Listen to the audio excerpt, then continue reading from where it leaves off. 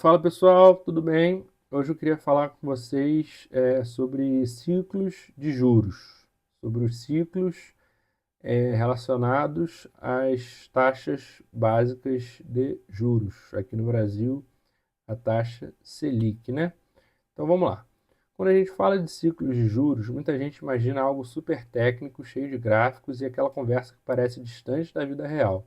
Só que, na verdade, ciclos de juros são quase como mudanças de clima na economia. É aquele movimento que começa devagar, vai pegando força, muda o humor de todo mundo e de repente a gente percebe que está vivendo um momento completamente diferente do que parecia algumas semanas atrás. O ponto de partida é simples. Juros são o preço do dinheiro. Isso é muito importante de entender. Quando esse preço sobe, tudo fica mais caro de financiar. Quando cai, tudo fica mais fácil, mais barato. Só que os juros não ficam parados, eles oscilam. E essas oscilações seguem padrões, os tais ciclos. Geralmente, eles vêm em ondas, períodos de alta, períodos de baixa e transições entre esses períodos. Entender essas ondas ajuda a entender comportamento de bancos centrais, mercados e até das pessoas no dia a dia. Normalmente, um ciclo de alta começa quando a economia está aquecida demais. Muita gente consumindo, empresas investindo, renda crescendo, parece ótimo, mas isso costuma trazer um risco inevitável. A inflação começa a subir. E para segurar a inflação, o Banco Central aumenta os juros. Aqui no Brasil é o Copom, o Comitê de Política Monetária. É como pisar no freio. A intenção não é travar o carro, mas evitar que ele perca o controle. Juros mais altos encarecem crédito, reduzem investimento e desaceleram o consumo. Aos poucos, isso tira pressão dos preços, ou seja, isso vai desincentivar o crescimento, né, o aumento da inflação.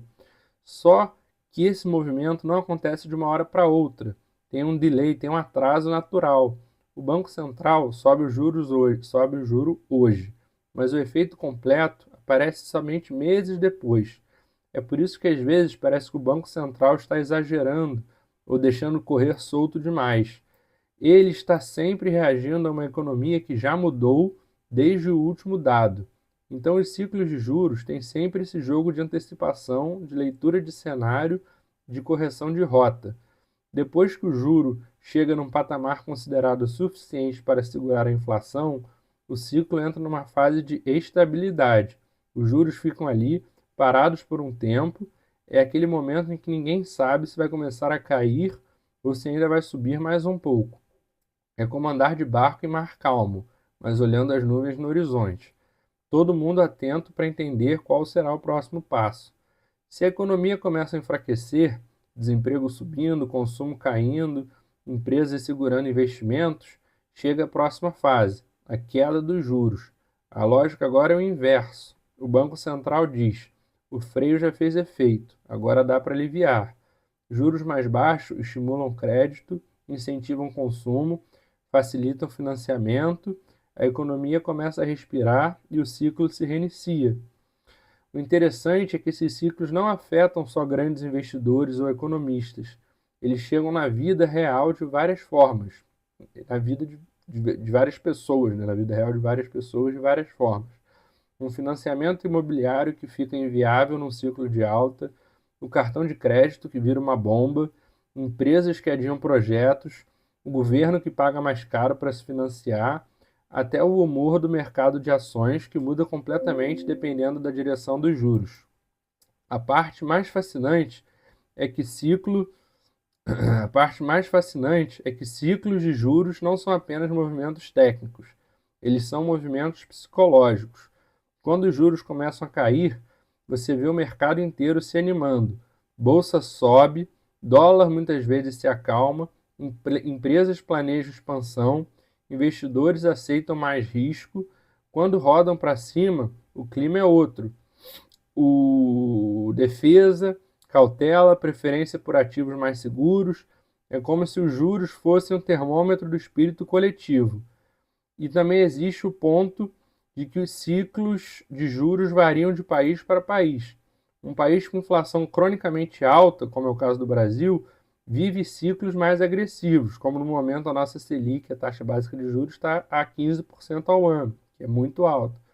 Um país com economia estável vive ciclos mais suaves. Aqui no Brasil, por exemplo, estamos acostumados a montanhas russas. Não é raro ver ciclos em que os juros saem de um dígito para algo bem maior em pouco tempo. Isso molda o comportamento de investidores, empresas e famílias. Na pandemia foi um caso à parte, mas de fato, durante a pandemia, o Copom jogou os juros ali, salvo engano, a 2% ao ano.